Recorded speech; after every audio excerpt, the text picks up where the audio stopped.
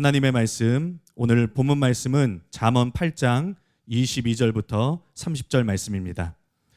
이제 담임 목사님께서 나오셔서 잠언 8장 22절로 30절 말씀을 가지고 성부, 성자, 성령이 어떻게 한 분이실 수 있는가 두 번째 시간으로 하나님의 말씀 선포해 주시겠습니다.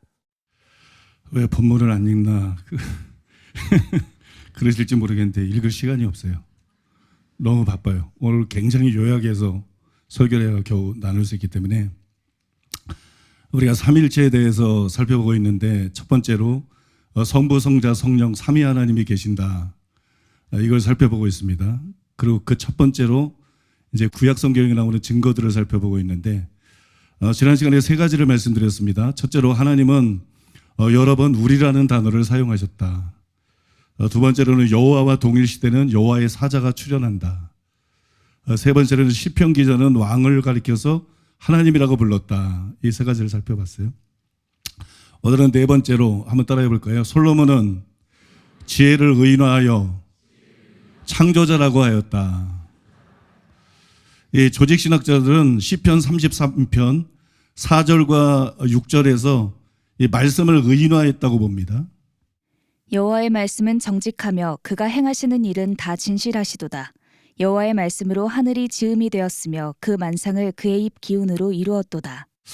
이 주장은 뒤에 보면 말씀으로 창조하셨다 이런 말씀이 나오잖아요.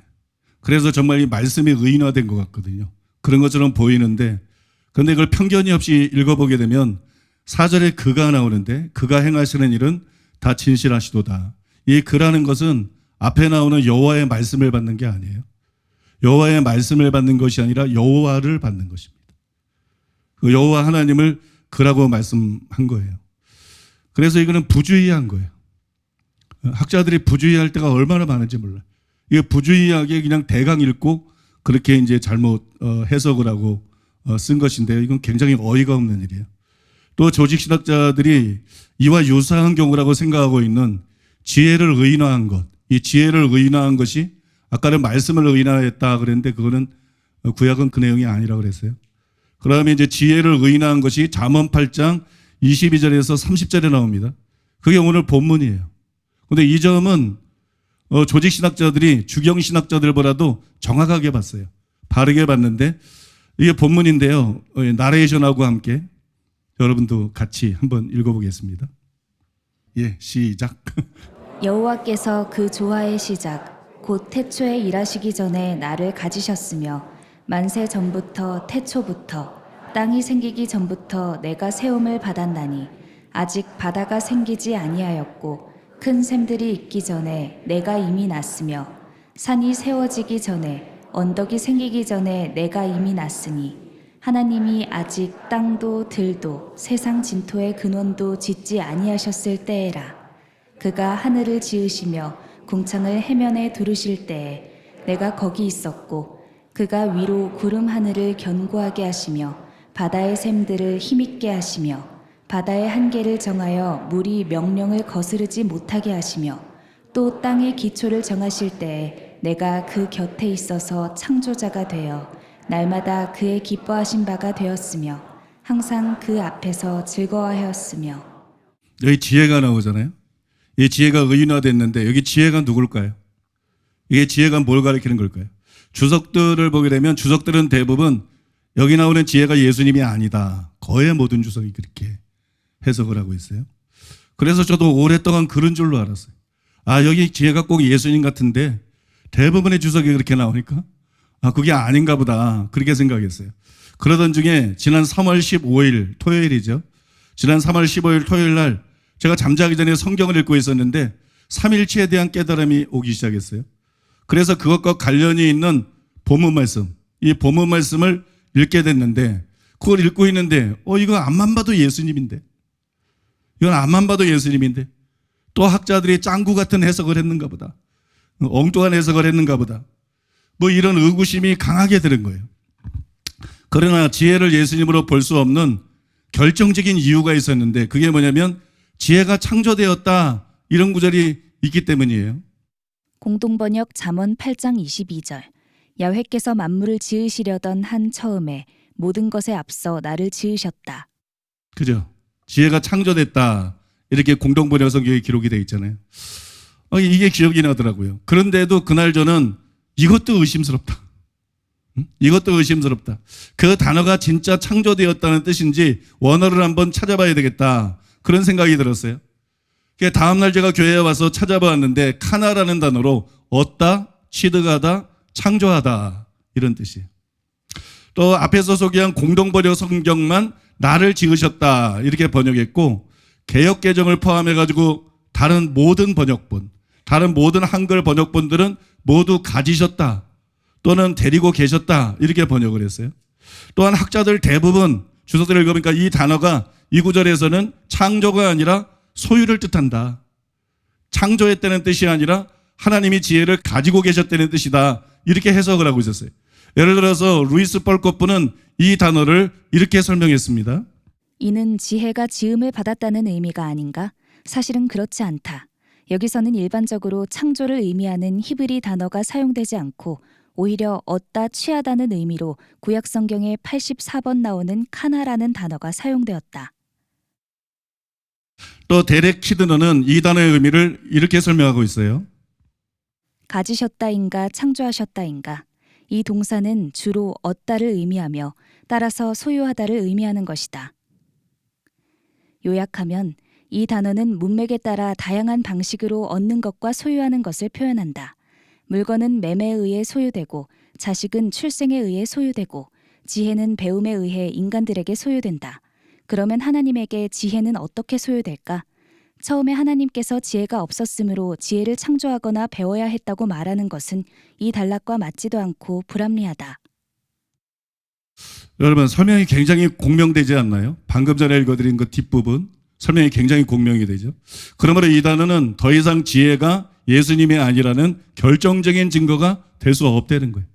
저는 이 단어 때문에 주석들의 해석들이 맞는 줄 알았는데 이게 결정적인 증거가 아니라는 것입니다. 그런데 저는 많은 학자들이 이 단어를 창조의 의미로 보지 않으면서도 그럼에도 불구하고 지혜는 예수님을 뜻하는 것이 아니다. 많은 학자들이 그렇게 주장한다는 걸 알았어요. 두에인 게릿이 대표적인데요. 그는 카나라는 단어가 창조하다, 낳다 이런 뜻이 있지만 후자의 의미다. 창조하다는 의미가 아니다. 그러면서도 이 본문에 나오는 지혜가 예수님이라는 것을 부정하고 있습니다. 그러나 이 단어가 나타라는 의미가 있다고 해도 이것이 지혜의 위격을 의미하는 것은 아니다. 지혜의 탄생은 은유에 해당하며 시적 의인화의 한 부분이다. 또 트램퍼 롱맨 3세도 처음에는 지혜가 예수님을 뜻하는 것처럼 한참 설명을 해요. 한참 설명하다가 마지막에 가서 아니다. 지혜는 예수님이 아니다. 여성 지혜는 이게 여성형으로 기록되어 있거든요. 여성 지혜는 삼일체 가운데 두 번째 위격의 성육신하기 전의 형태가 아니다. 이런 점에서 예수님은 지혜와 동일시될 수가 없다. 그렇게 썼어요. 그런데 트럼프 롱맨 3세가 지지한 것은 아니지만 그가 이제 전에 설명을 했다 그랬잖아요. 쭉 설명을 했는데 그 설명한 내용을 보면 굉장히 설득력이 있어요. 굉장히 일리가 있고 굉장히 설득력이 있습니다. 그래서 먼저 그것을 여러분들에게 소개하고 그 후에 지혜가 예수님을 뜻한다는 더 결정적인 증거들에 대해서 여러분들에게 말씀을 드리고자 합니다. 트램퍼 롱맨 3세도 인정한 것처럼 복음서들은 예수님이 어려서부터 지혜로웠고 예수님이 어려서부터 놀라울 정도로 지혜로웠고 심지어 솔로몬보다 훨씬 더 지혜로웠다. 그렇게 쓰고 있습니다. 누가복음 2장 42절로 47절. 예수께서 12살 되었을 때에 선생들 중에 앉으사 그들에게 듣기도 하시며 묻기도 하시니 듣는 자가 다 그 지혜와 대답을 놀랍게 여기더라. 마태복음 12장 42절. 심판때에 남방 여왕이 일어나 이 세대 사람을 정죄하리니 이는 그가 솔로몬의 지혜로운 말을 들으려고 땅 끝에서 왔음이거니와 솔로몬보다 더 큰 이가 여기 있느니라. 또 바울은 예수님이 지혜로울 뿐만이 아니라 하나님의 지혜가 성육신하신 것이다. 하나님의 지혜가 성육신하신 것이 예수님이다. 그런 주장을 했어요. 그런 두 번이나 예수님을 하나님의 지혜와 동일시했습니다. 고린도전서 1장 24절하고 고린도전서 1장 30절이 그 구절인데 읽을 시간이 없습니다. 또 예수님은 마태복음 11장에서 세례 요한은 금욕적이었던 반면에 예수님은 너무 먹고 마시고 즐긴다. 먹고 마시고 즐긴다. 이렇게 이제 주장하는 대적자들에게 이렇게 말씀했어요. 마태복음 11장 19절에 보니까는 지혜는 그 행한 일로 인하여 옳다함을 받느니라. 지혜는 그 행한 일로 인하여 옳다함을 받느니라. 이처럼 말씀하심으로써 자신의 행동이 지혜의 행동이라고 말씀했어요. 자신을 지혜와 이렇게 동일시 하셨다는 것입니다. 또 잠언 8장은 지혜가 처음 태어났다 그렇게 주장하고 있고요. 골로새서에서는 예수님이 처음 태어났다. 골로새 1장 15절에 보면 그렇게 주장합니다. 그리고 잠언에서 지혜는 하나님의 창조의 대행자예요. 즉 하나님이 창조하셨을 뿐만 아니라 예수님이 창조하셨다는 거예요. 창조에 동참하셨다는 거예요. 또 골로새서에서도 예수님이 창조의 대행자로 나타나 있죠. 1장 16절에 나타나 있어요. 또한 요한복음의 서문은 잠언 8장의 지혜를 떠올리게 하죠. 이 잠언 8장하고 요한복음 이 서문 1절 이하 5절 말씀이 상당히 유사해요. 거기에 보면 예수님이 말씀 로고스로 나오는데 이 말씀은 하나님이시다. 이 말씀은 하나님이시다. 그 다음에 태초에 이 말씀이 하나님과 함께 계셨고 만물이 그로 말미암아 지은 바가 되었다. 그분은 창조주이시다. 이렇게 돼 있어요. 그런데 이 말씀은 잠언에 나오는 의인화된 지혜와 공통점이 굉장히 많아요. 아까 우리가 읽은 본문과 공통점이 굉장히 많다는 것이에요. 그래서 잠언 8장에 나오는 지혜를 유대인들은 어떻게 생각하느냐? 토라하고 동일시했어요. 즉, 이 율법을 뜻한다고 생각했습니다. 그러나 기독교에서는 어떻게 생각하느냐? 이 지혜가 예수님을 뜻한다. 예수님과 연결시켰고, 초대교회 때부터 이것을 예수님으로 많은 사람들이 이해를 했습니다. 몇 가지만 살짝 예를 들어보면, 일찍이 조나단 에드워드는 잠언 8장의 지혜를 예수님으로 이해했어요. 또 바빙크도 그랬고, WBC 잠언 주석의 저자인 롤랜드 머피도 잠언에 나오는 지혜가 예수님을 뜻한다고 그렇게 여러 번 쓰고 있습니다. 그런데 지금까지 설명해 둔 게 이제 트램퍼 그 3세가 설명한 거를 제가 좀 다듬어가지고 또 약간은 바꿔서 여러분들에게 설명해 드린 건데요. 그런데 지금까지 설명해 드린 것 중에 정말 그런 뜻인가, 정말 그런 의미인가 우리가 점검해 봐야 될 게 있어요. 그게 뭐냐면 마태복음 11장 19절에 나오는 지혜는 그 행한 일로 인하여 옳다함을 얻느니라 이 말씀이에요. 이게 정말 그런가? 이 지혜가 예수님과 동일시된 것인가? 이 지혜가 예수님을 뜻하는 것인가? 이걸 우리가 살펴봐야 되는데요. 제가 여기에 대해서 이제 해석을 해가지고 자세하게 원고를 써놓고 어제 밤 10시 넘어서 원고 마지막 교정을 하고 있었는데 갑자기 해석이 뒤집혔어요. 부침개예요. 부침개. 갑자기 해석이. 근데 왼종일 원고하고 씨름을 했기 때문에 정신적으로 너무 피곤하고 눈이 막 뜨고 보기는 보는데 뱅뱅 도는 것 같아. 집중이 안 돼, 집중이. 그 비상이 걸려서 이제 그때부터 막 연구를 해가지고 밤 12시 한 5분쯤에 집에 갔는데 그때까지 막 해서 이렇게 보수를 했어요. 그래서 이제 연구를 해서 그 보수하고 이제 새로 정립한 걸 가지고 오늘 여러분들에게 나누려고 그랬는데 그리고 집에 갔어요. 집에 가서 성경을 좀 읽었어요. 그러고 이제 읽다가 잠자려고 누웠어요. 근데 좀 잠자려고 누우니까 아까는 왼종일 성경을 봐서 피곤했는데 이제 정신이 좀 맑아지는 거야. 그 눈도 좀 이제 피곤이 사라지고. 그 머릿속에서 성경을 딱 생각해 보니까 이것도 아닌 것 같은데. 왜냐면 그때는 앞만 봐도 보이질 않아요. 너무 피곤해서. 성경은 굉장히 세밀하게 봐야 되고 굉장히 주도 면밀하게 봐야 되고 그래서 많은 주석들이 틀리는 거예요. 굉장히 섬세하게 봐야 되고 그래서 지금 보면은 정확하게 어느 것이 맞는지 내가 구분을 할 수 있겠다. 그래서 일어나서 이제 성경을 보기 시작했어요. 그랬더니 또 부침개예요. 또 뒤집혔어요. 그러고 나서 이제 또 잘라고 누웠는데 또 성경이 깨달아지기 시작해가지고 이 마태복음은 어느 때 기록이 됐고 누가복음은 어느 때 기록됐고 그것부터 시작해서 이제 원어와 또 주석들도 좀 읽고 연구하기 시작했어요. 그랬더니 또 뒤집혔어요. 첫 번째 것도 아니고 두 번째 것도 아니고 새로운 세 번째 것이 진짜로 맞는 것이다. 성경 엄청 어렵습니다. 대강하는 건 쉬워요. 정확하게 하는 것은 굉장히 어려워요. 그래서 그거를 이제 다 8가지로 이렇게 단계적으로 정리를 했어요. 정리를 해서 오늘 여러분하고 나눌 수는 있지만 설명을 해줄 수는 있지만 이걸 좀 글로 쓰고 또 이게 이건 이제 확실하다고 생각하지만 또 뒤집힐 수도 있어요. 그래서 이제 더 이제 시간을 가지고 좀 점검해 봐야 되겠다. 그래서 그 부분은 오늘 여러분들에게 말씀을 안 드리고 다음 시간에 더 정리하고 또 다른 변수가 없는지 더 주도 면밀하게 살펴보고 난 다음에 여러분들에게 설명을 해드리겠습니다.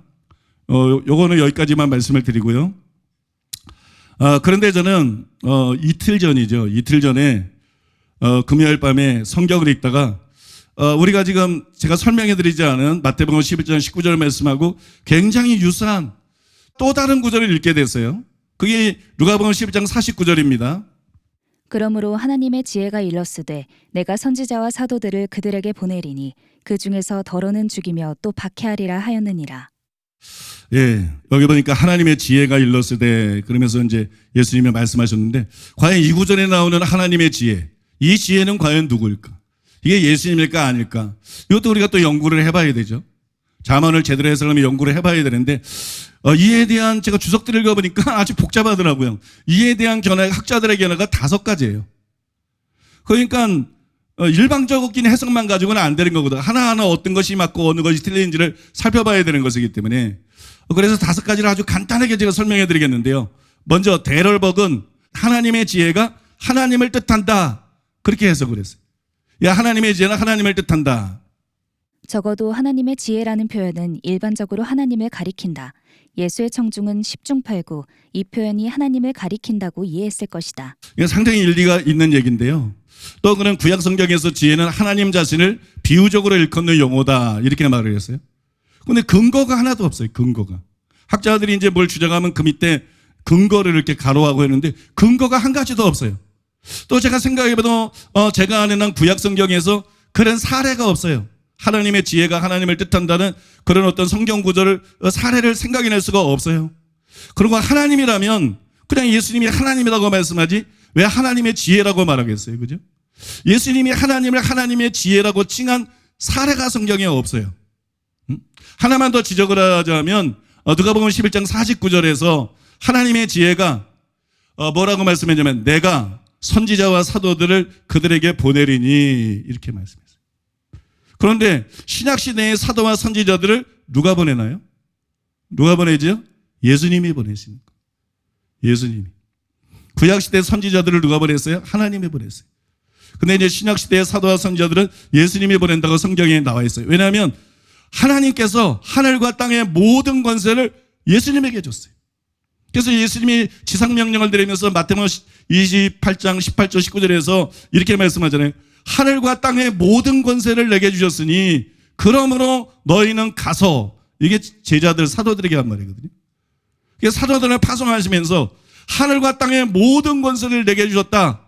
그래서 내가 너희들을 파송한다. 너희는 가서 이렇게 말한 것이에요. 또 여러분 그 전에도 예수님이 여러 번 그런 말씀들을 하셨거든요. 요한복음 13장 20절에 보면 내가 보낸 자를 영접하는 자는 나를 영접하는 것이다. 예수님이 보내신다는 거잖아요. 요한복음 10장 18절에 보면 아버지께서 나를 보내신 것 같이 나도 그들을 세상에 보내었고 요한복음 20장 21절에 보면 아버지께서 나를 보내신 것 같이 나도 너희를 보내노라 이렇게 말씀했어요. 또한 그 후에 사도 바울이 뭐라고 말했나요? 사도 바울이 사도들 중에서 가장 후발주자인데 사도 바울이 고린도전서 1장 17절에서 그리스도께서 나를 보내심은 세례를 주라고 보낸 것이 아니라 복음을 전하라고 부른 것이다. 의식들이 중요한 게 아니라 복음 전파가 중요한 것이다. 그렇게 말을 했어요. 그러니까 12사도뿐만이 아니라 사도 바울도 누가 보낸 것이에요? 예수님이 보내신 거예요. 믿습니까? 그런데 지혜가 뭐라 그래요? 내가 선지자와 사도들을 보내리니 그러면 이 하나님의 지혜가 뭐예요? 하나님을 뜻한다고 해석을 했는데 하나님이 아니죠. 예수님을 뜻한다고 봐야 된다는 것입니다. 이해가 되시죠? 또 여러분 데이비드 파워는 하나님의 지혜가 신적 지혜를 뜻한다. 그렇게 해석을 했어요. 읽을 시간은 없고요. 조엘 그린도 이렇게 해석을 했는데 그러나 누가복음 11장 49절에서 하나님의 지혜가 이렇게 말했죠. 내가 선지자와 사도들을 그들에게 보내리니 여기서 우리가 주목해야 될 단어가 내가라는 단어예요. 내가. 이게 왜 중요하냐? 신적 지혜가 선지자를 보냅니까? 신적 지혜가 사도를 보냅니까? 그걸 판단할 수는 있겠죠. 그러나 사도나 선지자는 신적 지혜가 보내는 것이 아니라 하나님이나 예수님이 보내는 거 아니에요. 그죠? 하나님이나 예수님이 보내는 거 아니에요. 그러므로 하나님의 지혜는 단지 신적 지혜를 뜻하는 것이 아니라는 것입니다. 그 다음에 제임스 에드워드는 하나님의 지혜가 구약 성경을 뜻한다 이렇게 주장해서 이게 굉장히 일리가 있어요. 구약 성경을 뜻한다. 히브리 구약 성경과 헬라어 구약 성경에서 유일하게 등장하는 표현인 하나님의 지혜는 토라, 즉 성경을 의미하는 대용어이기 때문이다. 여러분 에스라 7장 25절에 보면 에스라는 학사잖아요. 학사. 에스라는 선지자가 아니라 성경을 연구하고 해석하고 가르치는 학사입니다. 그죠? 그런 사람인데 에스라여 너는 내 손에 있는 선지자들은 입에 말씀이 있거든. 근데 학사님 너는 내 손에 있는 내 하나님의 지혜를 따라 내 하나님의 율법을 아는 자를 법관과 재판관으로 삼아 이렇게 말씀했어요. 그러니까 여기 하나님의 지혜라는 말이 나오는데 뭘 말하는 거예요? 율법. 그죠? 하나님의 말씀을 말하는 거 아니에요. 넓게 보면 구약 성경을 말하는 거 아니에요. 그래서 여러분 이 주장이 옳아 보여요. 그러나 데럴벅이 이렇게 지적을 했어요. 만약 예수님이 구약 성경을 암시한다면 선지자들과 사도들은 구약 시대의 인물들을 가리킬 것이다. 이 견해는 나름대로의 문제점들을 지니고 있다. 구약 성경에는 어떤 선지자가 이와 같이 명백하게 말하는 구절이 전혀 없다. 여기 사실 두 가지 이유가 나타나 있는데 만약에 하나님의 지혜가 구약 성경을 말한다면 사도와 선지자를 보낸다 그러는데 그게 구약 시대에 보낸 사람이 돼야 된다는 거예요. 근데 사도는 분명히 신약 시대에 보내는 사람이거든요. 그러니까 아니라는 거지. 구약 성경일 수가 없다는 거지. 그다음에 또 하나는 뭐예요? 구약 성경에서 이게 예수님이 인용한 거라면 구약 성경에 그런 구절이 나와야 되잖아요. 근데 구약 성경 어디를 봐도 그런 구절이 없다는 거죠. 그런 구절이 없다는 거. 그러니까는 이것도 올바른 견해가 아니라는 것입니다. 예, 또 어떤 학자들은 하나님의 지혜가 동시대의 묵시문학적인 문헌을 뜻한다. 동시대의 묵시문학적인 문헌을 뜻한다. 그렇게 주장을 하는데요. 여기에 대해서도 데럴벅이 잘 지적을 했는데 어떤 묵시문학적인 문헌도 분명한 증거를 제시해 주지 않는다. 어떤 묵시문학에도 이런 내용이 나오지 않는다는 얘기죠. 근거가 없다는 얘기예요. 그러면 여러분 상대가 누구예요? 지금 예수님이 말씀하고 있는 거예요. 예수님이 말씀하는데 예수님께서 막 구약 성경을 인용한다 그러면 이해가 되죠. 또 하나님께서 가르쳐 주신 걸 말씀한다 그러면 이해가 되죠. 근데 무슨 허접한 묵시문학에서 예수님이 인용을 해서 설교한다? 그건 여러분 목사들이나 할 수 있는 일이지 그건 있을 수가 없는 일이에요. 예수님의 격에 전혀 맞지 않는 거죠. 그래서 이 해석도 잘못된 해석이라는 거예요. 마지막으로 WBC 주석에서 존 놀랜드는 하나님의 지혜가 예수님을 뜻한다. 이렇게 주장을 했습니다. 마태는 여기서 하나님의 지혜가 일러스되를 나, 즉 예수로 수정하고 다음에 나오는 동사들을 3인칭에서 2인칭 형태들로 바꿈으로써 이러한 수정을 계속 유지한다. 우리가 지금 누가복음 말씀을 살펴보고 있는데 거기 하나님의 지혜가 이렇게 말씀했다. 그걸 살펴보고 있는데 마태, 이게 무슨 얘기냐면 마태복음 23장 34절에 똑같은 말이 나온다는 거. 근데 이 누가복음에는 하나님의 지혜가 이렇게 말했다 그랬는데 똑같은 내용을 말씀하면서 거기에는 예수님께서 내가 그러면서 말씀하신다. 그러니까 여기 하나님의 지혜가 바로 예수님을 말하는 것이다. 예수님을 뜻하는 것이다. 그 구절을 근거로 해서 그런 주장을 한 것이에요. 말을 좀 어렵게 했지만 그런 내용입니다. 물론 예수님이 말씀하신 것인데 왜 그러므로 하나님의 지혜가 일러스되 내가 선지자와 사도들을 그들에게 보내리니 그중에서 더러는 죽이며 또한 박해하리라 하였느니라 이렇게 말씀하셨을까? 그 이유는 저도 몰라요. 나한테 묻지 마세요. 저도 몰라요. 그냥 한 가지 어떤 가능한 추측을 할 수 있는 것은 어쩌면 요한이 말한 대로 예수님이 행하신 모든 기적이 성경에 다 기록되어 있는 건 아니잖아요. 마찬가지로 예수님이 3년 6개월 동안 하신 말씀이 성경에 다 기록되어 있는 것도 아니겠죠. 그러니까 그 전에 예수님이 이런 말씀이나 이와 유사한 말씀을 하셨는데 이때 그것을 기억하시면서 예수님이 이렇게 말했다 그러면 전혀 이상하지 않죠. 그럴 가능성은 있죠. 그럴 가능성은 있다는 거예요. 예수님이 이렇게 말씀하는 게 전혀 불가능한 건 아니다. 거기까지는 우리가 생각해 볼 수 있습니다. 그러나 여러분, 그거는 그냥 추론이잖아요. 제가 생각에는 어떤 추론이거든요. 그거는 추론이잖아요. 그래서 저도 굉장히 좀 망설였어요. 굉장히 망설여지기도 했는데, 그런데 여러분, 이 마태복음과 누가복음에 나오는 두 구절, 이걸 병행구절이라는데, 같은 구절이 복음서에 서로 다른 곳에 기록되는 것. 이 병행구절을 서로 비교해 보면, 단순히 조금 전에 그 구절 자체를 비교해 봤는데, 단순히 그 구절 자체가 아니라 그 전에 나오는 내용하고 그 후에 나오는 내용이 여러분 정확하게 똑같다는 것이에요. 그러니까 누가복음 11장 49절을 우리가 살펴보고 있는 구절인데 그 전에 복음은 누가복음에 뭐라고 나오느냐 잘 들어보세요. 화 있을진저 너희는 선지자들의 무덤을 만드는도다. 그들을 죽인 자도 너희 조상들이로다. 이와 같이 그들은 죽이고 너희는 무덤을 만드니 너희가 너희 조상이 행한 일에 증인이 되어 옳게 여기는도다. 이렇게 말씀했어요. 또 여러분 이와 병행 구절이 마태복음 23장 34절인데요. 그 전에 보면 뭐라 기록되어 있냐 이렇게 기록되어 있습니다. 화이실진저 외식하는 서기관과 바리새인들이여 너희는 선지자들의 무덤을 만들고 의인들의 비석을 꾸미며 이르되 만일 우리가 조상 때에 있었더라면 우리는 그들이 선지자들의 피를 흘리는데 참여하지 아니하였으리라 하니 그러면 너희가 선지자를 죽인 자의 자손임을 스스로 증명함이로다. 너희가 너희 조상의 분량을 채우라. 여러분 약간 말은 다르지만 내용이 어떤 내용이에요? 똑같은 내용이거든요. 정확하게 똑같은 내용이에요. 그러면 여러분 누가복음 11장 49절 그 후에 보니까 누가복음에 뭐라고 그랬냐? 창세 이후로 흘린 모든 선지자의 피를 이 세대가 담당하되 곧 아벨의 피로부터 제단과 성전에서 죽임을 당한 사가랴의 피까지 하리라. 내가 너에게 이르노니 과연 이 세대가 담당하리라. 이렇게 말씀했어요. 그런데 병행 구절인 마태복음 23장 34절 뒤에 보면 뭐라고 하냐 이렇게 나와 있어요. 그러므로 의인 아벨의 피로부터 성전과 제단 사이에서 너희가 죽인 바가라의 아들 사가랴의 피까지 땅 위에서 흘린 의로운 피가 다 너희에게 돌아가리라. 내가 진실로 너에게 이르노니 이것이 다 이 세대에 돌아가리라. 역시 여러분 똑같은 내용이죠. 가운데도 똑같은 병행 구절이 있고 그 위에도 똑같은 병행 구절이 있고 그 다음에도 똑같은 병행 구절. 그럼 같은 거를 말씀하고 있다고 봐야 된다는 거거든요. 이해가 되십니까? 그래서 여러분 여기 나오는 하나님의 지혜가 실제로 누구를 뜻한다고요? 예수님을 뜻한다고 봐야 된다는 것이에요. 그래서 앞에서 소개해드린 존 롤랜드뿐만이 아니라 주석들을 제가 읽어보니까 대부분의 학자들이 하나님의 지혜가 예수님을 뜻하는 거로 이해를 했습니다. 먼저 브루스 바토는 이렇게 썼습니다. 이 인용문은 구약에 있는 내용이 아니다. 가장 위대한 선지자인 예수님이 그들에게 직접 하나님의 메시지를 전하신 것이다. 또 프레드 크레독은 이렇게 썼습니다.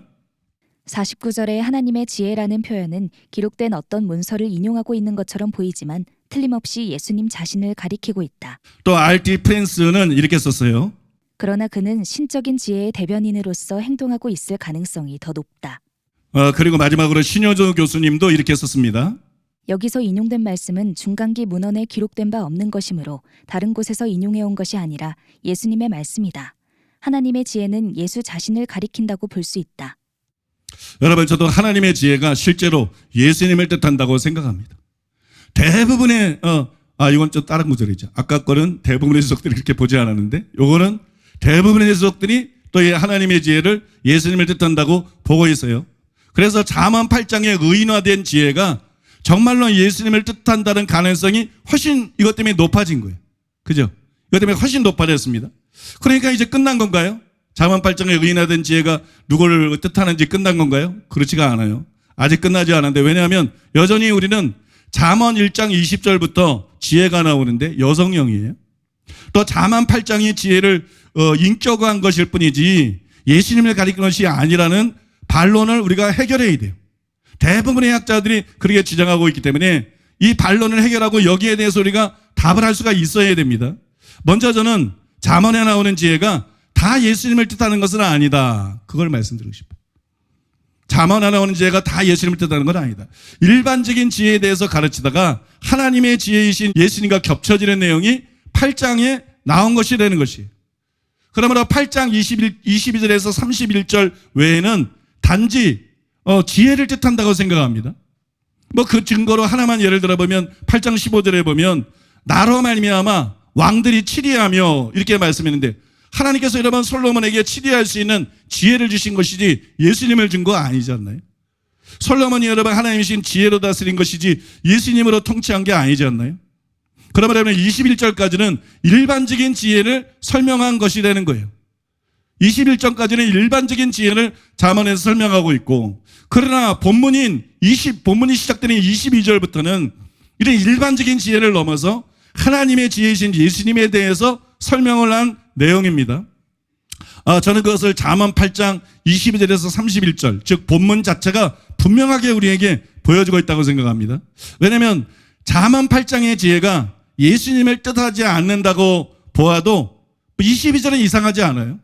22절에 이렇게 되어 있습니다. 여호와께서 그 조화의 시작, 곧 태초에 일하시기 전에 나를 가지셨으며, 여기서 나는 지혜인데 그렇게 기록되어 있어요. 당연히 하나님은 지혜로 충만하기 때문에 하나님이 지혜를 갖고 계시다, 창조할 때 지혜를 갖고 계셨다, 이상하지 않죠? 그냥 단순히 지혜를 봐도 이상하지 않아요. 그러나 23절은 아리송이에요. 노래도 있잖아요. 아리송. 여러분, 23절은 아리송합니다. 만세 전부터 태초부터 땅이 생기기 전부터 내가 세움을 받았나니. 왜냐하면 지혜가 세움을 받았다 이렇게 말하고 있어요. 근데 이게 단지 지혜를 듣는다면 지혜가 세움을 받았다, 뭐 그렇게 표현할 수 있을 것 같기도 하고, 아니면 그렇게 표현할 수 없을 것 같기도 하고. 근데 여러분, 전자는 표현이 부자연스럽기 때문에 후자에 더 무게가 있다, 후자가 더 가능성이 있다, 뭐 그 정도로 우리가 얘기할 수는 있습니다. 그러나 24절이야 26절은 지혜를 예수님으로 보지 않으면 상당히 이상합니다. 아직 바다가 생기지 아니하였고 큰 샘들이 있기 전에 내가 이미 났으며 산이 세워지기 전에 언덕이 생기기 전에 내가 이미 났으니 하나님이 아직 땅도 들도 세상 진토의 근원도 짓지 아니하셨을 때에라. 왜냐하면 성부가 성자를 낳으신 것처럼 하나님께서 지혜를 낳았다 이렇게 말씀하고 있어요. 하나님께서 지혜를 낳았다. 생각해 보세요. 하나님이 지혜를 낳으셨나요? 하나님이 지혜를 가지고 계신 것이지. 만약에 지혜가 단순히 지혜를 듣는다면, 그죠? 단순히 지혜를 듣는다면 하나님이 지혜를 갖고 계신 것이지, 지혜로 충만한 것이지, 하나님이 지혜를 낳으셨나요? 그거 아니죠. 반면에 하나님은 하나님의 지혜이신 예수님을 낳으셨어요. 그죠? 그러니까 예수님을 뜻한다고 보아야 된다는 거예요. 또 27절도 예수님으로 이해해야만 어울려요. 27절에 보면 그가 하늘을 지으시며 궁창을 해면에 두르실 때 내가 거기 있었고 그랬어요. 하나님이 천지를 창조할 때 내가 거기에 있어. 근데 요한복음 1장에 뭐라고 기록되어 있나요? 태초에 말씀이 계시니라. 이 말씀이 하나님과 함께 계셨으니.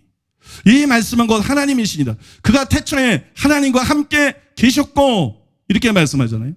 또한 30절도 단지 지혜로 보면 이상하지만 예수님을 뜻한다고 이해하면 전혀 이상하지를 않아요. 내가 그 곁에 있어서 창조자가 되어 날마다 그의 기뻐하시는 바가 되었으며 항상 그 앞에서 즐거워하였으며 이렇게 말했어요. 왜냐하면 요한복음 1장이 창조자라 그랬는데 요한복음 1장 3절이나 골로새 1장 16절에 보면 예수님이 뭐라 그래요? 만물을 창조했다 그랬잖아요.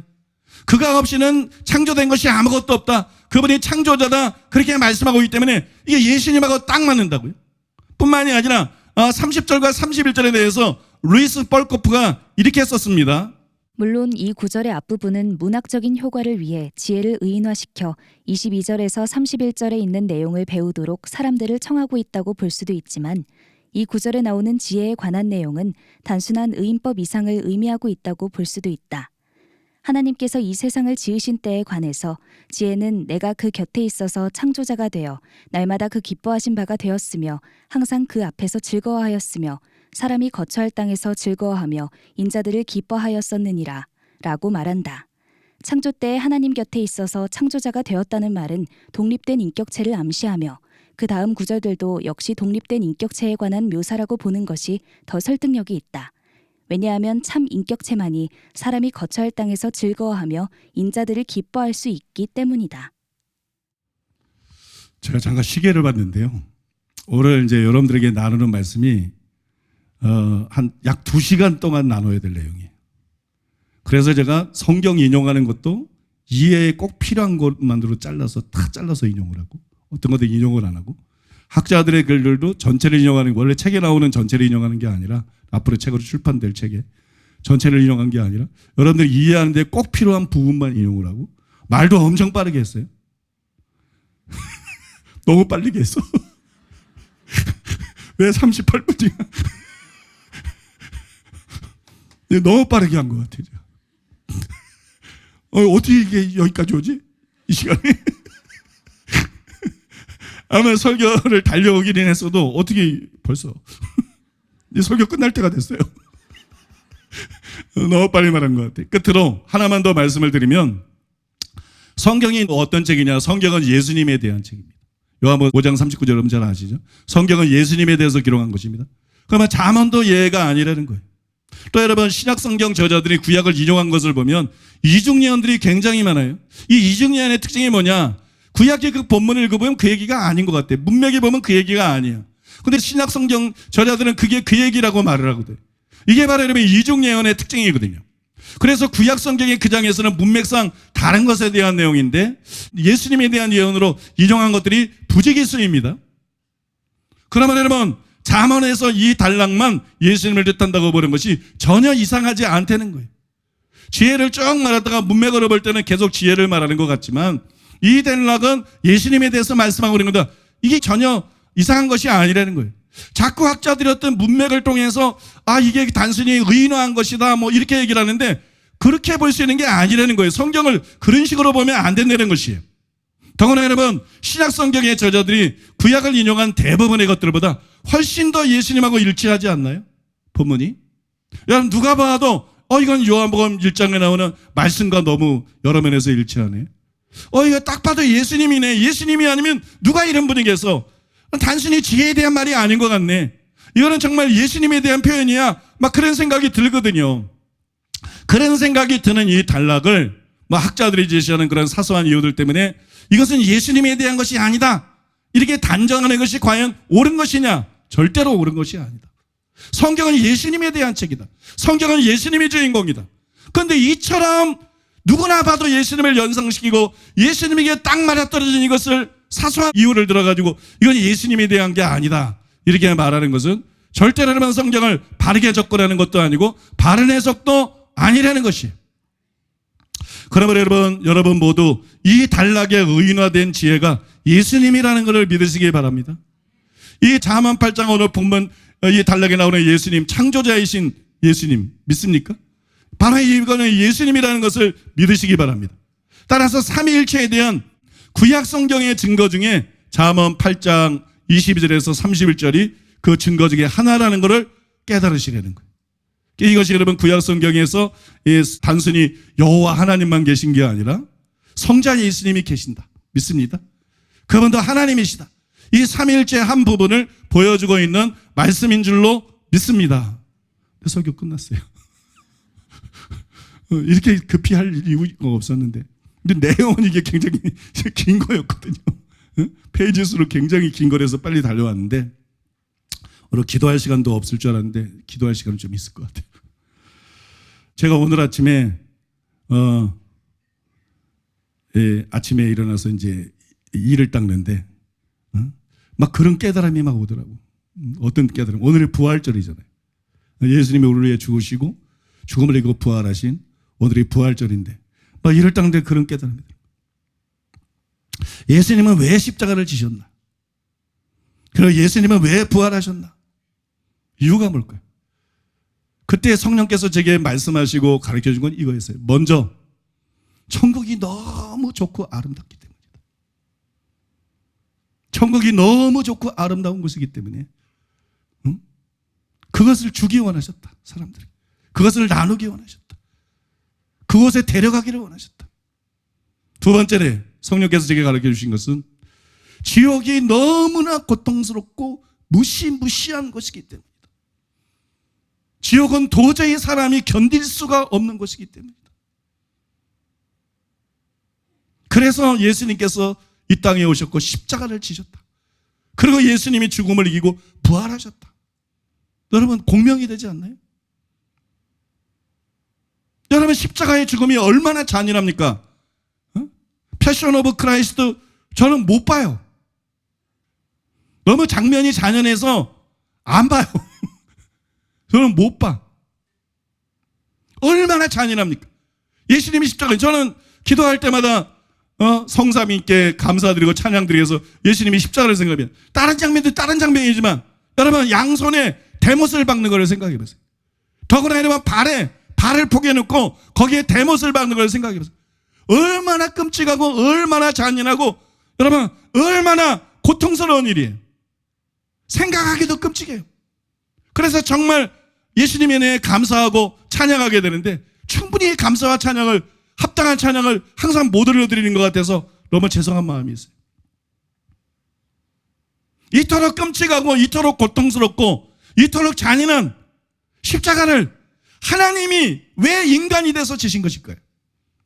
하나님이 왜 영원히 영생하신 하나님이 가장 비참한 형태의 죽음을 죽으시고 무덤에 내려가신 것일까요? 그리고 죽음을 이기고 부활하신 것일까요? 천국이 그만큼 좋은 것이 아니라면 절대로 예수님이 십자가를 지지 않으셨을 거예요. 지옥이 견딜 만한 것이라면, 지옥이 갈 만한 것이라면 예수님은 절대로 그 무시무시한 십자가를 지지 않았을 것입니다. 십자가의 고통은 예수님께도 부담이었어요. 할만하거든 이 잔을 내게서 옮기시옵소서. 피방울이 땀방울이 되기까지 내가 고민하여 죽게 되었다고 말씀하셨어요. 이토록 끔찍한 십자가를 예수님이 피하지 않고 결국 그 끔찍한 과정을 다 겪고 우리를 위해서 죽으신 것은 천국은 사람이 놓쳐서는 안 되는 너무나 좋고 너무나 아름답고 너무나 영광스럽고 너무나 행복한 나라이기 때문에, 반면에 지옥은 사람이 절대로 가서는 안 되는 곳. 인생 다른 거 없어요. 인생은요, 회개하고 천국 가려고 존재하는 겁니다. 그게 제일 중요한 겁니다. 다른 거 중요하지 않아요. 가장 중요한 거는 회개하고 잘 믿다가 천국 가는 거예요. 여러분 믿습니까? 지옥이 무시무시한 것이 아니라면, 지옥이 불못이 아니라면, 지옥이 영원하지 않다면, 여러분 하나님이 예수님을 사랑하는 예수님을 그 십자가를 지라고 희생제물이 되라고 이 땅에 내려보냈겠습니까? 여러분 같으면 그렇게 하겠습니까? 얼마나 지옥이 고통스럽고 얼마나 지옥이 무시무시하고 얼마나 지옥이 끔찍하고 잔인하고 말로 형언할 수 없고 견딜 수 없는 것이면 하나님께서 예수님을 십자가에 매달려 죽게 내버려 두셨겠어요. 엘리 엘리 라마 사막다니, 나의 하나님 어찌하여 나를 버리셨나이까?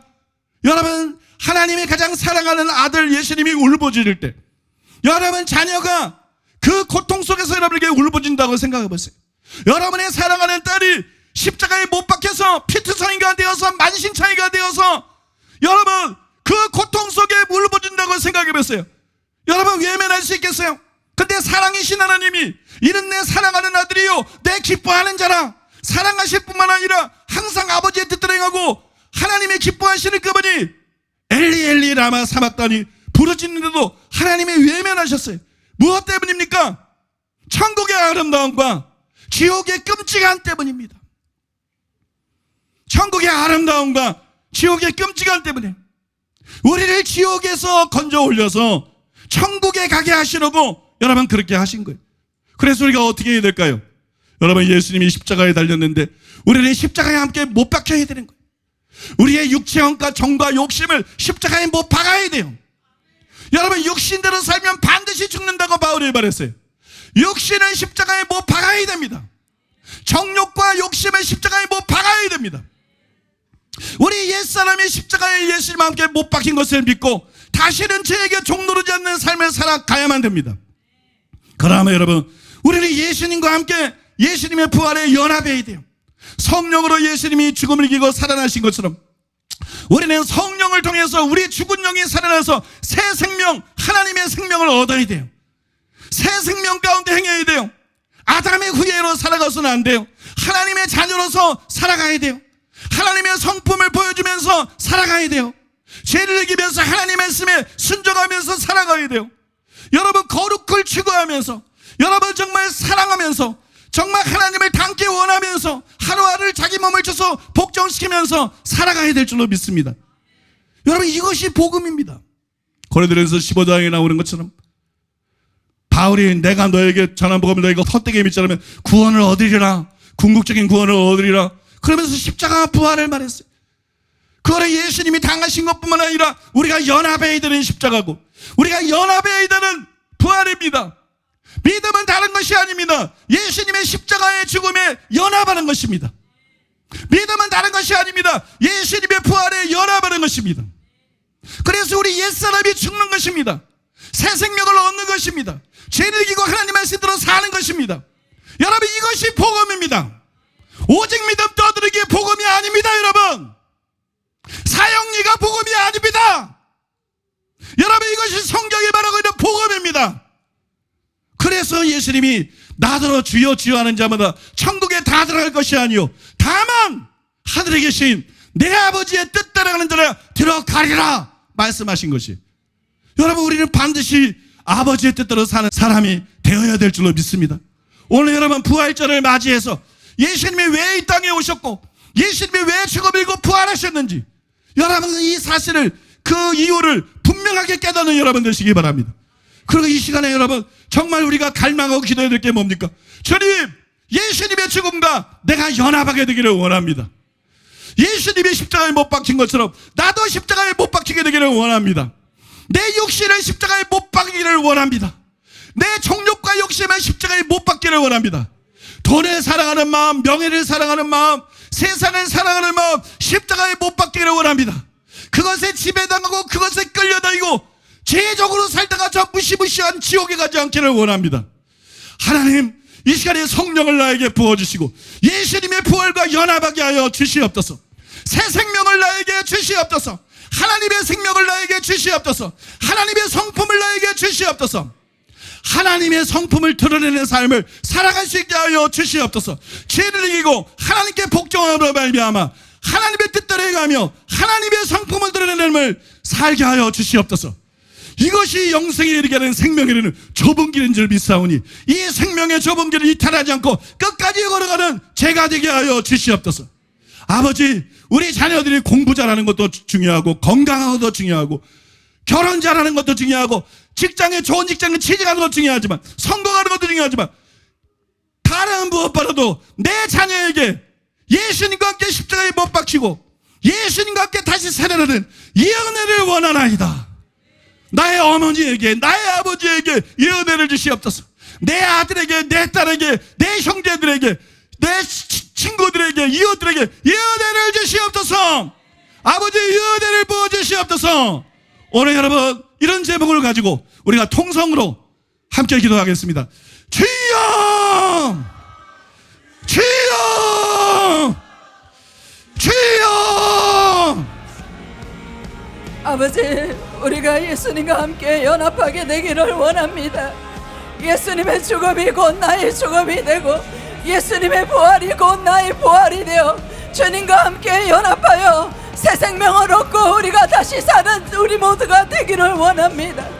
아버지, 내 때문에, 나의 죄 때문에 우리 주 예수님이 십자가를 지시고 모진 고난과 고초와 그 말할 수 없는 수치와 모욕을 당하시며 엘리 엘리 라마 사박다니 어찌하여 하나님 나를 버리셨나이까.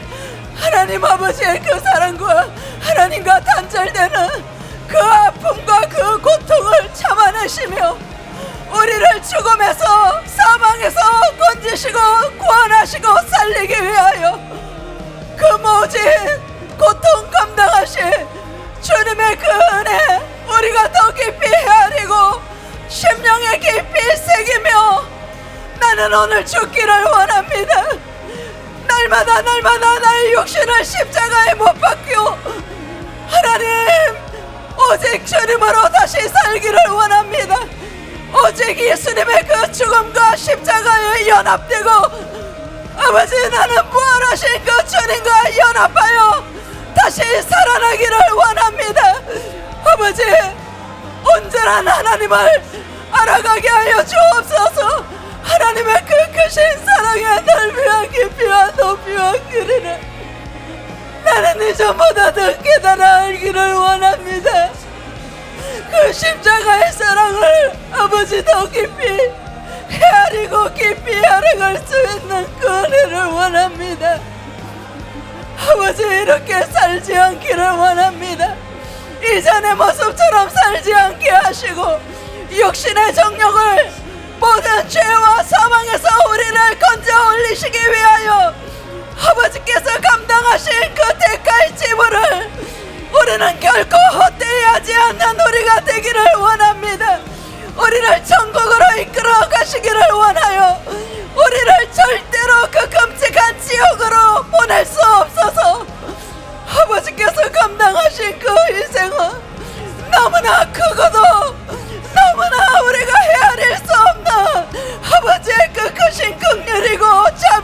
원합니다.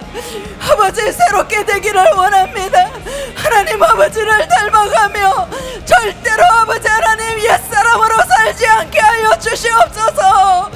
아버지 이전 것은 지나갔으니 보라 새 것이 되었도다 말씀하시는 그 하나님 앞에 우리의 삶이 어떠해야 되겠는지, 나의 사랑은 어떠한 사랑으로 하나님께 보답하며 기쁨을 드리며 살아야 되겠는지, 아버지 하나님 나는 날마다 죽기를 원합니다.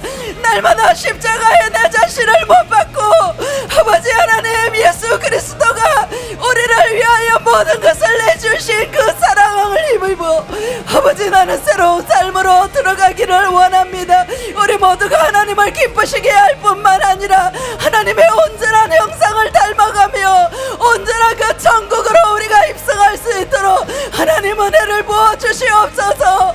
아버지 우리의 가족들, 친지들, 우리의 부모들, 자녀들 모두가 구원받고 영생을 얻을 수 있는 예수 그리스도의 그 십자가를 헛되이 하지 않는 우리가 될 수 있도록 구원으로 인도할 수 있는 우리가 되게 하여 주옵소서. 하나님께 이 은혜를 구합니다. 하나님께 우리가 이 은혜를 구합니다. 우리 모두에게 성령을 부어 주옵소서. 오직 성령의 능력으로 성령의 은혜를 덧입고 우리가 반드시 승리하며 살아갈 수 있는 저 천국, 저 영원한 생명을 얻는 우리가 될 수 있도록 아버지 은혜를 부어 주시옵소서. 아버지 하나님이여 우리에게 이토록 참된 복음을 듣게 하시고 하나님의 복음 앞에 우리가 합당한 삶을 살아갈 수 있도록 주님 오늘도 우리에게 성령으로 충만케 하여 주시옵소서. 하나님 이 시간 우리가 진정으로 회개하고 아버지 믿음으로 주님과 온전히 연합되게 하여 주시옵소서. 주님이 우리를 위하여 어떠한 고통과 어떠한 고난을 당하셨는지 하나님 우리가 절대로 그것을 잊지 않게 하여 주시옵소서. 날마다 주님이 당하신 그 고난을 묵상하며 주님의 그 십자가에 우리가 반드시 연합될 수 있도록 날마다 우리의 자신을 쳐서 복종시킬 수 있는 은혜 아버지 이 시간도 주님 앞에 그 은혜를 구합니다. 우리의 정과 욕심을 하나님이여 이 시간 십자가에 못 박고 절대로 옛사람과 같이 살아가는 어리석음을 범치 않도록 주님 도와주시옵소서. 주님 우리에게 더 크신 은혜를 베풀어 주시옵소서. 주님이 복음을 듣지 못한 수많은 영혼들 아버지 주님이 우리를 인도하기를 원하시는 그 아름다운 천국에 이르지 못하는 아버지 이 땅에서도 지옥과 같은 삶을 살아가고 있는 저 수많은 영혼들 아버지 구원하기를 원하시는 그 주님의 마음에 하나님 우리가 하나 될 수 있도록 은혜 베풀어 주시옵소서. 아버지 우리 자신이 반드시 구원을 얻을 수 있도록 아버지 우리를 깨우시고 우리를 다스려 주시옵소서. 하나님 우리의 삶에 절대로 이전과 같지 않도록 날마다 우리가 변화되고 주님을 닮아갈 수 있도록 주의 성령님 우리를 인도하여 주시옵소서. 주의 성령님 오늘 부활절을 맞이하여 우리의 삶이 이제는 완전히 새롭게 될 수 있는 은혜 주님의 부활과 완전히 연합된 새 생명을 우리에게 물붓듯 쏟아부어 주시옵소서. 진정으로 회개하고 주님을 믿고 아버지 그 믿음 안에 거하며 살아가기를 구합니다. 절대로 흔들리지 않기를 원합니다. 아버지 이 세상에 지지 않기를 원합니다.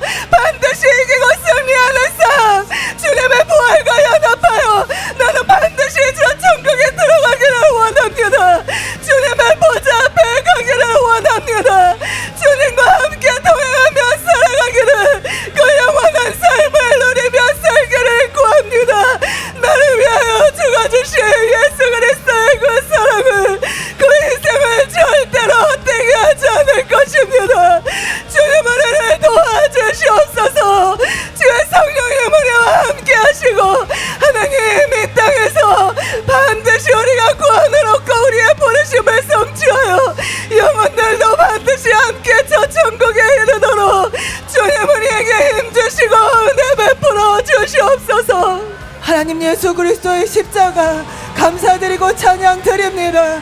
우리를 죄에서 구원하시는 예수 그리스도의 십자가 감사드리고 찬양 드립니다. 하나님, 우리에게 새 생명으로 연결하여 주시는 내 아버지의 능력, 예수 그리스도의 십자가 감사드리고 찬양 드립니다. 하나님, 우리가 깨닫게 하여 주시옵소서. 이 십자가의 의미를 깨닫게 하여 주시옵소서. 예수님과 십자가를 우리에게 허락하신 내 하나님의 그 지혜와 하나님의 사랑을 깨닫게 하여 주시옵소서.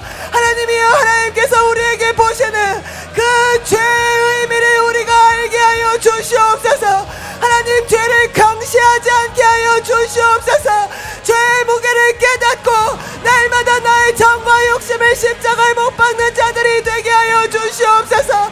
또한 십자가를 통하여 우리에게 허락하신 내 예수 그리스도의 참된 생명, 하나님, 우리가 이것을 깨닫고 구하며 누리는 삶 사랑하게 하여 주시옵소서. 성령이여, 우리 가운데 운행하여 주시옵소서. 내 마음의 지혜로 역사하여 주시옵소서. 그리하여 하나님의 사랑으로 우리에게 허락하신 이 생명, 죄의 도말과 참된 생명의 능력을 그대로 누리며 살아가는 복된 자들 되게 하여 주시옵소서. 궁극적인 천국에 이르는 삶 되게 하여 주시옵소서. 나와 나의 자녀에게 이와 같은, 나와 나의 친족에게 이와 같은, 나의 민족과 열방의 영혼들에게 이와 같은 은혜를 쏟아부어 주시옵소서. 이를 위하여 교회의 진리가 참된 복음이 회복되게 하시고 예수 그리스도의 십자가의 그 의미와 생명 그대로 누리고 전파될 수 있도록 주님 역사하여 주시옵소서. 아버지, 진심으로 감사드리고 찬양드리고 영광을 올려드립니다. 아버지 같으신 분이 없으십니다. 우리의 구원을 위하여 하나님, 그 영원한 천국을 우리에게 주시기 원하여 하나님, 그리고 절대 지옥만은 가지 말라고 아버지, 그 아들 예수 그리스도를 이 땅에 보내시고 하나님, 십자가에서 죽게 하시고 부활하게 하신 아버지, 진심으로 감사와 찬송과 영광을 올려드립니다. 진심으로 하나님만을 찬양하고 경배하는 삶 살겠습니다. 진심으로 주님을 사랑하고 경배하는 삶 살기를 원합니다. 주의 성령이 우리 안에 계셔서 아버지, 아름다운 형상을 드러내며 하나님 나라와 영혼들을 위하여서 살아가는 우리 모두가 되어질 수 있도록 하나님 도우시고 인도하여 주시옵소서. 결코 주님의 죽음이 헛되지 않는, 하나님의 그 은혜를 헛되게 하지 않는 인생 되기를 원합니다. 하나님, 우리의 삶 받아 주시옵소서. 우리의 인생 받아 주시옵소서. 그리하여 우리의 삶을 통하여 하나님의 아름다움을 드러낼 수 있도록 주님 도우시고 인도하여 주시옵소서. 사랑하는 교회를 올려드립니다. 사랑하는 교회를 통하여 하나님의 영광을 나타내시고 하나님 아버지의 살아계심을 증거할 수 있도록 역사하여 주셔서 수많은 영혼이 천국에 들어갈 수 있도록 주 하나님 아버지 은혜 위에 은혜로 하나님 역사하여 주시옵소서. 하나님 아버지의 크신 긍휼로 인하여 감사와 찬양을 올려드립니다. 독생자를 아낌없이 보내주신 성부 하나님, 감사와 찬양을 올려드립니다. 사망 권세를 이기시고 부활하신 우리 주 예수님을 찬양하고 높여드립니다. 우리로 하여금 성령이 오셔서 구원의 길을 여시고 우리를 도우시는 성령 하나님께 감사와 찬양을 올려드립니다. 이 복음이 열방으로 퍼져나갈 수 있도록 아프리카의 길을 열어주신 하나님 아버지 감사드리고 찬양드리고 경배드립니다. 우리가 온전히 성부 성자 성령 하나님을 경배하고 찬양하며 아프리카의 영혼들을 하나님께로 인도할 수 있는 사랑하는 교회 놀라운 은혜를 베풀어 주신 하나님께 감사와 찬양을 올려드립니다. 아버지, 더 부흥의 불길이 타오르게 하여 주시옵소서. 특별히 탄자니아 이군과 목회자 세미나 가운데 하나님 강력하게 은혜를 베풀어 주옵소서. 많은 목회자들이 참석할 수 있는 은혜를 부으소서. 준비하는 모든 절차 가운데 순적하게 이루어지게 하시고 하나님께서 모든 일들을 진행하여 주옵소서. 한 사람이라도 더 참석하여 진리의 말씀을 듣게 하시고 하시고 깨닫게 하시고 변화되게 하시며 복음으로 참된 복음으로 아프리카의 영혼들을 살릴 수 있는 하나님이 기뻐하시는 목회자들로 쓰임받을 수 있도록 아버지 이공간 목회자 세미나에 진리의 영으로 강타하시고 하나님 크신 영광을 나타내 보여주시옵소서. 아버지 아프리카 선교팀에 하나님이여 더 강력한 주님의 은혜를 구합니다.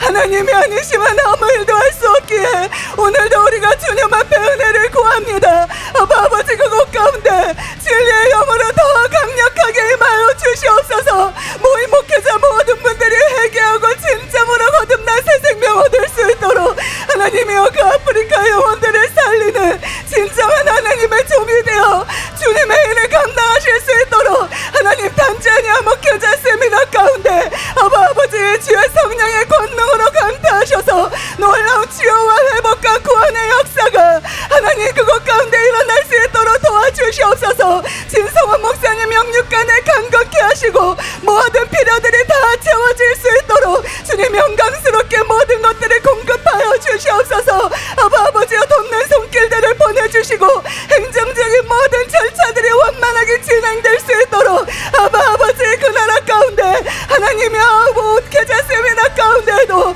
주님 은혜 베푸시고 함께하여 주시옵소서. 하나님 영광을 받아 주시옵소서. 하나님 높임을 받아 주시옵소서. 하나님 우리 주님 앞에 올려드리는 찬양과 경배를 받아 주시옵소서.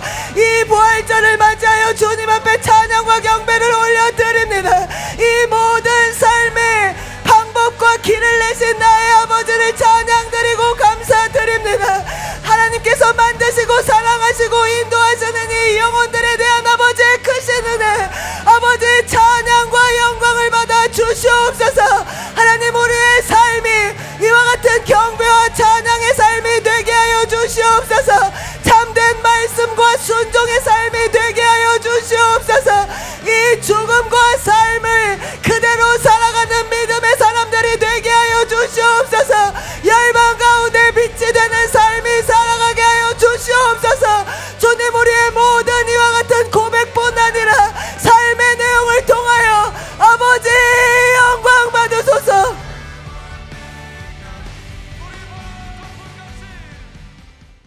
자, 유아 세례식인데요. 앞으로 나오시기 바랍니다. 예, 서약하겠습니다. 예, 들 수 있는 손만 들고 대답하시기 바랍니다. 여러분의 하나님이 선물로 주신 이 아기의 영혼 구원과 바른 성장을 위해 날마다 하나님께 기도하기로 서약합니까? 여러분의 회개와 믿음으로 자신이 천국을 침노한 것처럼 이 아기를 구원의 길로 인도하기 위해 노력을 다할 것을 서약합니까? 여러분은 이 아기가 예수님을 목적으로 추구하고 성공이 아닌 하나님의 부르심을 성취하기 위해 살도록 지도하기로 서약하십니까? 여러분은 이 아기를 겸손한 마음으로 하나님께 의탁하고 친히 경건의 분을 보이고 주의 교양과 훈계로 양육하기로 서약하십니까? 예, 침례하겠습니다. 하나님의 언약의 자녀 이찬우에게 성부와 성자와 성령의 이름으로 세례를 주노라. 아멘. 하나님의 언약의 자녀 박온유에게 성부와 성자와 성령의 이름으로 세례를 주노라. 하나님의 언약의 자녀 최우주에게 성부와 성자와 성령의 이름으로 세례를 주노라. 하나님의 언약의 자녀 최이안에게 성부와 성자와 성령의 이름으로 세례를 주노라. 하나님의 언약의 자녀 김주환에게 성부와 성자와 성령의 이름으로 세례를 주노라.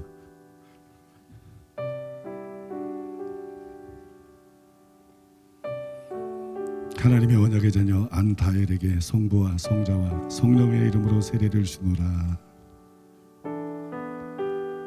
하나님의 언약의 자녀 오아라에게 성부와 성자와 성령의 이름으로 세례를 주노라. 하나님의 언약의 자녀 이루미에게 성부와 성자와 성령의 이름으로 세례를 주노라. 하나님의 언약의 자녀 김유희에게 성부와 성자와 성령의 이름으로 세례를 주노라.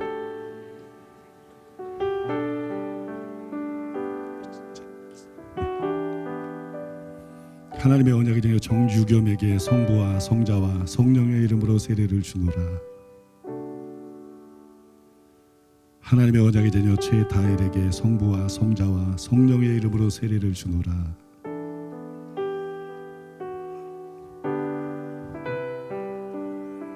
하나님의 언약이 되어 이하이에게 성부와 성자와 성령의 이름으로 세례를 주노라. 하나님의 언약이 되어 강예별에게 성부와 성자와 성령의 이름으로 세례를 주노라. 하나님의 언약이 되어 김이한에게 성부와 성자와 성령의 이름으로 세례를 주노라.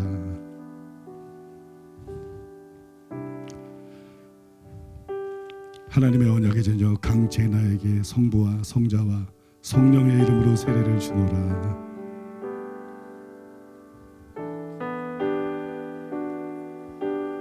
하나님의 언약의 자녀 김사랑에게 성부와 성자와 성령의 이름으로 세례를 주노라. 하나님의 언약의 자녀 장하나에게 성부와 성자와 성령의 이름으로 세례를 주노라. 하나님의 언약의 자녀 이사무엘에게 성부와 성자와 성령의 이름으로 세례를 주노라.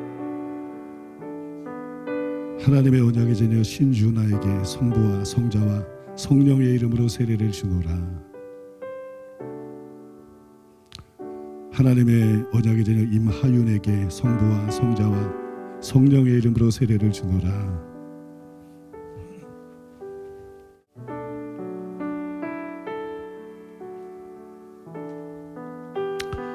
예, 공포하겠습니다. 강예별, 강재나, 김사랑, 김주환, 김주희, 김이한, 박온유, 신주나, 안다엘, 오아라, 이루미. 대답하는 것 같아요. 이사무엘, 이찬우, 이하이, 임하윤, 장하나, 정유겸, 최다엘, 최우주, 최이한, 이상 20명은 대한예수교 장로의 사랑하는 교회 유아세대 교인된 것을 성부와 성자와 성령의 이름으로 공포합니다. 축하해 주시기 바랍니다. 잠깐 기도하겠습니다. 아버지 하나님 감사드리고 찬송드리고 찬양드리며 주님께 영광을 돌립니다. 아버지, 자녀는 하나님의 선물이라고 말씀하셨사온데 아버지, 각 가정에 귀한 선물을 주심을 감사드리고 찬송드리고 찬양드립니다. 아버지, 우리가 이 자녀들의 부모가 될 뿐만 아니라 하나님이 반드시 아이들의 부모가 되어 주셔야 됩니다. 반드시 아이들이 하나님의 자녀가 되어야 됩니다. 반드시 아버지, 지옥에 가지 않고 천국 가는 아이들이 다 되어야 합니다. 아버지, 부모님들도 신앙생활 잘함으로써 본을 보이게 하시고 말씀으로 잘 양육하게 하시고 이 아이들이 믿음 안에서 잘 자라가게 하여 주시옵소서. 그래서 영혼이 잘되게 하여 주시옵소서. 또한 영혼이 잘된 같이 범사가 잘되고 강건하게 하여 주시옵소서. 영혼의 구원을 받을 뿐만 아니라 복을 받게 하여 주시옵소서. 그래서 하나님 나라와 수많은 영혼을 위해서 하나님의 영광을 위해서 귀하게 쓰임받는 아이들 되게 하여 주시옵소서. 건강하게 자라게 하여 주시옵소서. 지혜를 부어 주시옵소서. 재능을 주시옵소서. 하나님께서 함께 하시고 이 자녀들의 앞길을 인도하여 주시옵소서. 예수님의 이름으로 축복하며 기도하옵나이다. 아멘. 네, 들어가시기 바랍니다.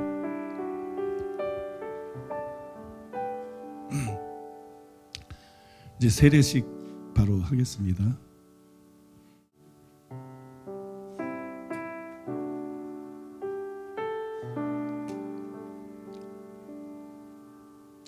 예, 오른손 들고 서약하겠습니다. 여러분은 삼위일체 하나님의 유일하신 하나님임을 믿으며 우리 주 예수 그리스도 외에는 구원자가 없음을 인정하고 끝까지 주님 한 분만 믿고 따르기로 서약하십니까? 여러분은 예수님이 우리를 죄에서 구원하시는 구주이실 뿐 아니라 우리가 복종해야 될 주님이심을 믿고 입술로만 주여 주여 하지 않고 하나님의 뜻대로 행하는 자가 되기로 서약하십니까? 여러분은 성령님을 통해서 거듭났고 성령님을 통해서만 죄악의 세력을 이기고 하나님께 순종하는 삶을 살다가 궁극적인 구원을 이룰 수 있음을 믿고 성령을 의지하고 성령님을 따라 행하기로 서약하십니까? 여러분은 한 번 구원은 영원한 구원이 아니며 구원받은 사람도 버림받을 수 있음을 믿고 사도 바울처럼 버림받지 않기 위해 날마다 자기 몸을 쳐서 복종하며 살기로 서약하십니까? 여러분은 교회와 목회자의 권위와 가르침에 복종하고 모이기를 힘쓰며 주님이 본을 보여주신 대로 서로 사랑하고 기쁨으로 교인의 의무를 다할 것을 서약하십니까? 예, 집례하겠습니다. 하나님의 자녀 임승호에게 성부와 성자와 성령의 이름으로 세례를 주노라. 여러분도 아멘 같이 하시면 좋은데. 하나님의 자녀 위에녹에게 성부와 성자와 성령의 이름으로 세례를 주노라. 하나님의 자녀 양수연에게 성부와 성자와 성령의 이름으로 세례를 주노라. 하나님의 자녀 손명희에게 성부와 성자와 성령의 이름으로 세례를 주노라. 하나님의 자녀 안인용에게 성부와 성자와 성령의 이름으로 세례를 주노라. 하나님의 자녀 박조연에게 성부와 성자와 성령의 이름으로 세례를 주노라. 하나님의 자녀 김진성에게 성부와 성자와 성령의 이름으로 세례를 주노라.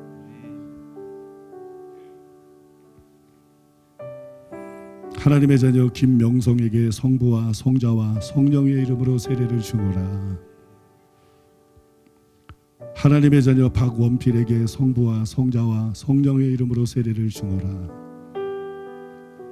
하나님의 자녀 김강천에게 성부와 성자와 성령의 이름으로 세례를 주노라. 하나님의 자녀 강순덕에게 성부와 성자와 성령의 이름으로 세례를 주노라. 하나님의 자녀 나유연에게 성부와 성자와 성령의 이름으로 세례를 주노라.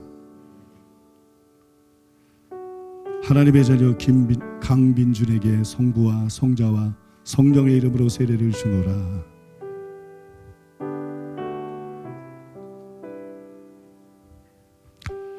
하나님의 자녀 유금배에게 성부와 성자와 성령의 이름으로 세례를 주노라. 하나님의 자녀 이순복에게 성부와 성자와 성령의 이름으로 세례를 주노라. 하나님의 자녀 박창성에게 성부와 성자와 성령의 이름으로 세례를 주노라. 하나님의 자녀 이재욱에게 성부와 성자와 성령의 이름으로 세례를 주노라. 하나님의 자녀 배시진에게 성부와 성자와 성령의 이름으로 세례를 주노라.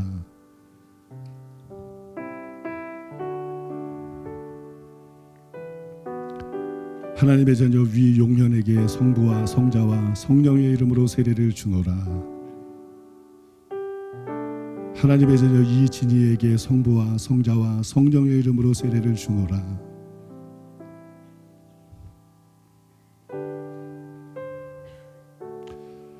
하나님의 자녀 전종식에게 성부와 성자와 성령의 이름으로 세례를 주노라. 하나님의 자녀 전병배에게 성부와 성자와 성령의 이름으로 세례를 주노라. 하나님의 자녀 최인영에게 성부와 성자와 성령의 이름으로 세례를 주노라. 하나님의 자녀 최경주에게 성부와 성자와 성령의 이름으로 세례를 주노라. 하나님의 자녀 최희선에게 성부와 성자와 성령의 이름으로 세례를 주노라. 하나님의 자녀 이민영에게 성부와 성자와 성령의 이름으로 세례를 주노라. 힘들이 빠지셨나봐. 아멘. 하나님의 자녀 이지연에게 성부와 성자와 성령의 이름으로 세례를 주노라. 하나님의 자녀 최준영에게 성부와 성자와 성령의 이름으로 세례를 주노라. 예, 공포하겠습니다. 강민중, 강순덕, 김강천, 김명성, 김진성, 나유연, 박원필, 박조연, 박창성, 배희진, 손명희, 안인용, 양수연, 위에녹, 위용연, 유금배, 이민영, 이순복, 이재옥, 이지연, 이진희, 임승호, 전병배, 전종식, 최경주, 최인영, 최준영, 차희선, 최희선 이상 28명은 대한예수교 장로의 사랑하는 교회의 세례교인 된 것을 성부와 성자와 성령의 이름으로 공포합니다.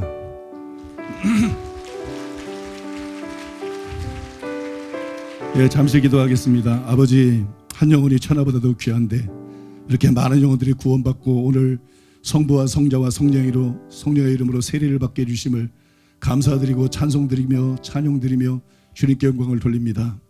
아버지, 이분들이 진정으로 회개하고 믿고 거듭날 뿐 아니라 반드시 성화되게 하여 주시옵소서. 그리고 신앙생활을 제대로 하다가 반드시 영화되게 하여 주시옵소서. 중생하고 성화되고 영화되는 분들 되게 해 주시옵소서. 반드시 좀 무서운 지옥이 아니라 천국에 갈 수 있는 한 분 한 분이 다 되게 하여 주시옵소서. 아버지, 씨 뿌리는 뷰에 보면 어떤 분들은 돌짝밭과 같아서 믿다가 환난이나 핍박이 오면 아버지 넘어집니다. 절대로 이분들이 그렇게 되지 않게 하여 주시옵소서. 또 교회에 계속 다니지만 아버지 가시 떨기 때문에 돈에 대한 욕심이나 아버지 정욕 때문에 기운이 막혀서 하나님 말씀대로 살지 못하고 지옥에 가는 그런 불행한 일이 없게 하여 주시옵소서.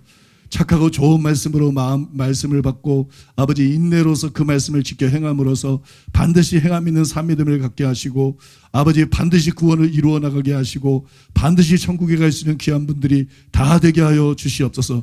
또한 이분들을 통해서 이분들의 가족들이 구원받는 역사가 일어나게 만들어 주시옵소서.